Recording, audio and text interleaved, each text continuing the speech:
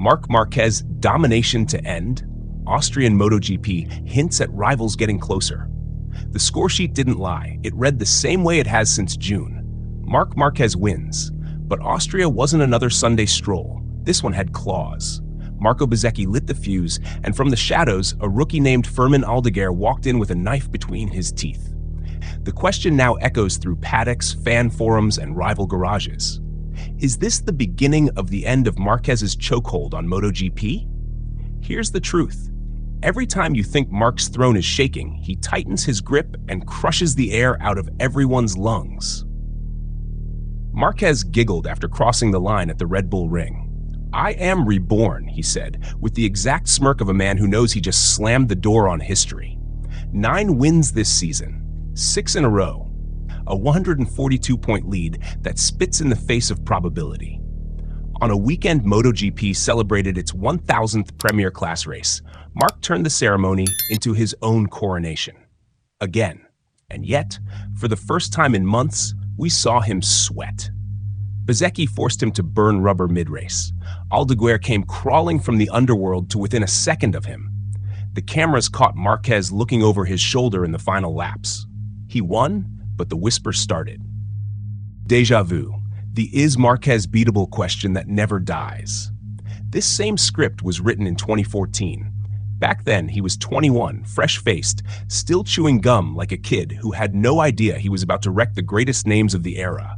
Lorenzo, Pedrosa, Rossi, they all thought they had a shot, and every single one of them walked into the buzzsaw. The same doubt that's circling now floated then. He can't keep this up. But he did. He defended his crown. He made the legends look like extras in his highlight reel. Now it's 2025, and the cast is new. Bezzecchi, Aldeguer, Acosta, they all take their turns in the arena. But here's the thing. Marc isn't slowing down. He's faster, craftier, nastier. When he senses a challenge, he doesn't defend like a champion. He executes like a predator. Bezzecchi, the Aprilia warrior who almost made him bleed. Give Bezzecchi his flowers. The man dragged an Aprilia onto pole, led 19 laps, and threw everything he had into the fight. He even made Marc change his script mid-race. For the first 10 laps, Bezzecchi had him boxed in, forcing Marquez to cook his medium rear tire like a rookie, making rookie mistakes. Marquez admitted it himself. The fact that I was all the race behind Marco, I understood I was using the rear tire too much. That's not weakness. That's tactical patience. He breathed. He backed off. He recalibrated. Then, when it mattered, he struck like a razor across the throat. Bezzecchi hung on until his Aprilia started coughing with a mystery issue. Without it, maybe he'd have cracked Marquez's armor. Maybe. But maybe doesn't live in the world of Marc Marquez. He doesn't deal in maybes. Enter the wolf pup, Aldeguer, and then came the surprise. From 9th place, from nowhere. From a rookie season most expected to be promising but raw. Aldeguer cut through the field like he'd been riding GP bikes for a decade. Passed Acosta like he was a backmarker. Hunted Bezzecchi like meat left out in the open. When he finally slipped past, the timing was brutal. He was just 7/10 behind Marquez with 5 laps to go.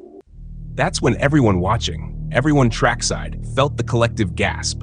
The kid might actually do it. But here's what separates the master from the apprentice. Aldeguer's overtake on Bezzecchi at turn 4 was raw, too wide, too costly. Marquez saw it, calculated the delta, and adjusted instantly. Gap back to a second, margin managed, rookie contained. Aldeguer's crew will celebrate the pace, equal to Marquez on the averages. Better tire life, more flow in the left-handers. But numbers don't win duels. Killer instinct does. And right now, Aldeguer's learning while Marc's teaching. Look at the wreckage behind him. Pecco Bagnaia, once Ducati's golden boy, is now a shadow, asking his team why he can't accelerate out of corners. Alex Marquez couldn't lay a glove on his brother. KTM and Yamaha are stories of inconsistency and corporate denial. Every rider in the field is squeezing every ounce of talent, courage, and tire into their Sunday. And what happens? Burnt rubber. Engine overheating. Mistakes piling. Gravel traps swallowing hopes. Meanwhile, Marc looks like he's playing MotoGP 23 on beginner mode. His lines are clean, His eyes are dead calm, his decisions are savage. This is the difference between chasing and owning. They're fighting not to drown. He's deciding whether to crush them now or later. History repeats. Or history laughs? Back in 2014, they said it couldn't last. That eventually someone would figure him out. 11 years later, we're still waiting. He's been broken, rebuilt, reborn. He's come back from injuries that should have retired him. And now, with a Ducati that bends to his will, he's painting the same story with blood-red brushstrokes. Yes, Aldeguer is coming. Yes, Bezzecchi is hungry. Yes, Acosta will rise. But dominance doesn't die because rivals close the gap for a few laps. Dominance dies when the king loses his weapon. And Marc still has the one weapon no one else has. He can flip the kill switch at will. The moment you think you've got him, he goes colder, sharper, deadlier.